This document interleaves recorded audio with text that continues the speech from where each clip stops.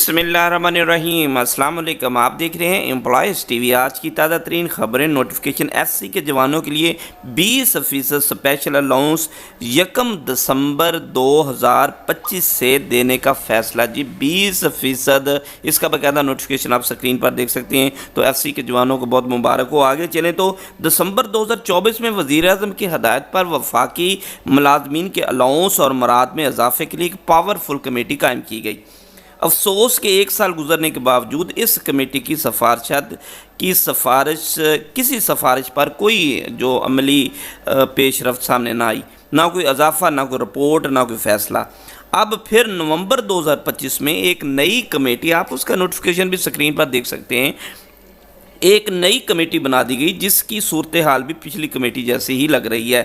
صرف نوٹیفیکیشن جاری کر دینا اور پھر سال بھر خاموش رہنا ملازمین کی حوصلہ شکنی کے سوا کچھ نہیں۔ اگر پچھلی کمیٹی 1 سال میں جو فنکشنل ہوتی تو غیر مؤثر ثابت ہوئی، اور تو موجودہ کمیٹی کو اس پیٹرن پر چلتی نظر آ رہی ہے۔ یعنی کہ اگر پچھلی کمیٹی کچھ کرتی تو اب یہ کمیٹی بنانے کی ضرورت ہی نہیں تھی۔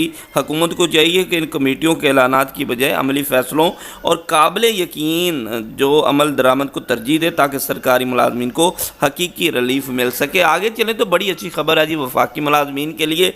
وفاقی ملازمین کے لیے بڑی خوشخبری، اسپائنڈ اسکالرشپ 2025-26۔ جس طرح پنجاب میں آپ کو پتہ ہے کہ بہبود فنڈ کا جو ہے وہ اسکالرشپ ملتا ہے تمام ملازمین کو، اسی طرح بہبود فنڈ کے ملازمین جتنے بھی ہیں تمام صوبوں میں یہ دیے جاتے ہیں۔ لیکن اب یہ جو وفاقی ملازمین ہیں ان کے لیے یہ ہے کہ اب وفاقی ملازمین اپنے بچوں کی تعلیمی کارکردگی کی بنیاد پر وظیفہ حاصل کر سکتے ہیں، اور یہ ان کی ویب سائٹ ہے، وہاں پہ جا کے ان کو PDF میں یہ فارم بھی ملے گا۔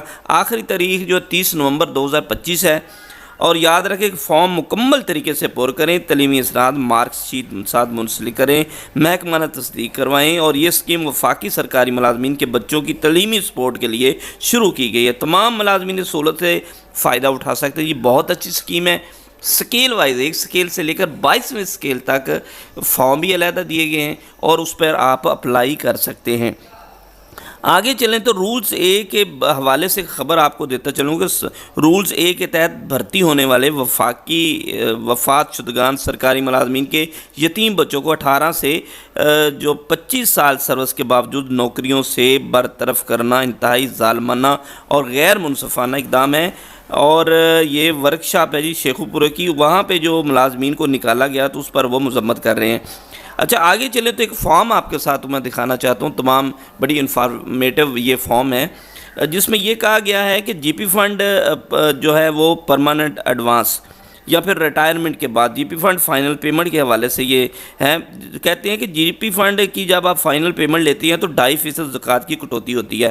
سرکاری ملازمین کے پاس آپشن موجود ہے زکوٰۃ گورنمنٹ کو دینے کی بجائے خود بھی ادا کر سکے، اس لیے ضروری ہے کہ 1 رمضان سے 30 سے پہلے زکوٰۃ ڈکلیریشن CZ50 متعلقہ آفس میں جمع کروا دیں، اور یہ فارم ایک ہے جو ان کی ویب سائٹ www اس پر مل جائے گا، اور اس سے آپ جو ہے وہ جمع کروا دیں تو پھر آپ کو جو کٹوتی نہیں ہوگی۔ اور دوسرا بھی اس کا طریقہ کار یہ ہے کہ آپ ایک اسٹامپ دے دیں ان کو اکاؤنٹ آفس میں، تو وہ بھی پھر نہیں کریں گے، اور جب یہ کٹوتی ہوگی تو پھر اس وقت وہ کٹوتی نہیں کریں گے۔ پنجاب ملازمین کے group insurance, disparity allowance, pension card اور دیگر معاملات پر قائمہ کمیٹی برائے تعلیم جو ہے نا وہاں پہ قرارداد پیش کر دی گئی۔ یہ پہلے ایک ملاقات ہوئی تھی امجد جاوید جو MPA صاحب ہیں ان کے ساتھ، تو پھر آج انہوں نے یہ جو ہے نا وہ پیش کر دی، جس میں پنجاب اصلاحات کے نام پر پینشنز کو پہنچائے گئے 10 جو نقصانات ہیں اس کی تفصیل میں بتا دوں آپ کو۔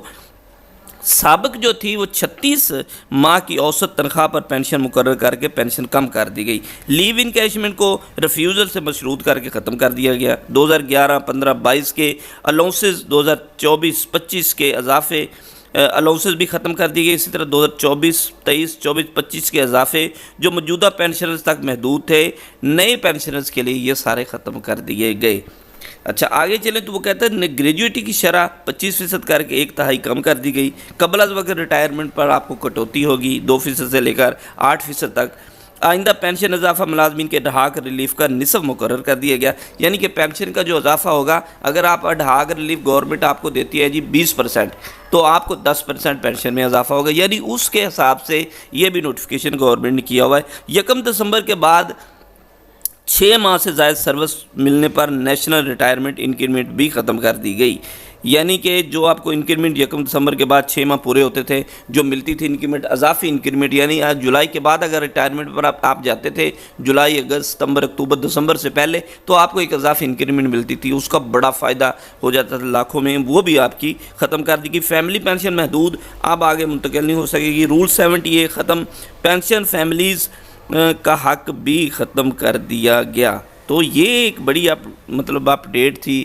اس پر کام کیا جا رہا ہے، اس پر کام ہونا چاہیے، پنجاب حکومت کے ساتھ مل کر کام ہونا چاہیے۔ انہوں نے کہا بھی ہے، انہوں نے یہ سارے مطالبات رکھے ہیں، ابھی تو امجد جاوید MP صاحب کے پاس گئے ہیں، ان کو یہ بتا رہے ہیں کہ یہ معاملات ہیں، لیکن وہاں کچھ نہیں ہوگا، یہ جائیں گے جب تک وزیر اعلیٰ پنجاب کے پاس یا وزیر خزانہ کے پاس یہ سارے مطالبے نہیں جاتے، اس کا کچھ بھی نہیں ہوگا۔ خیبر پختونخوا میں جو ہے وہ 1 تاریخ سے قبل ادائیگی پر پابندی عائد کر دی، چھوٹی سی خبر تھی۔ اور اس سے آگے چلیں تو ایک اور خبر آپ کے ساتھ، محکمہ S&G ڈپارٹمنٹ پنجاب نے ایک نوٹیفیکیشن جاری کیا جس میں انہوں نے کہا کہ ملازمین کی تاریخ پیدائش کی SAP سسٹم میں درستگی کی جائے، یعنی جو سسٹم چل رہا ہے اس میں جو ڈیٹ آف برتھ ہے کسی کا فرق ہوتا ہے شناختی کارڈ پہ، اور ڈیٹ کا فرق ہوتا ہے، اور ڈومیسائل پہ کچھ اور ہوتی ہے، شناختی کارڈ پہ کچھ اور ہوتی ہے، ڈیٹ آف ریٹائرمنٹ کچھ اور ہوتی ہے۔ تو وہ کہہ رہے ہیں کہ اس پر جو ہے نا وہ اس کو درست کروائیں اور ایک ہی ہونی چاہیے سب پر۔ تھینکس فار واچنگ، اپنا خیال رکھیے، اللہ حافظ۔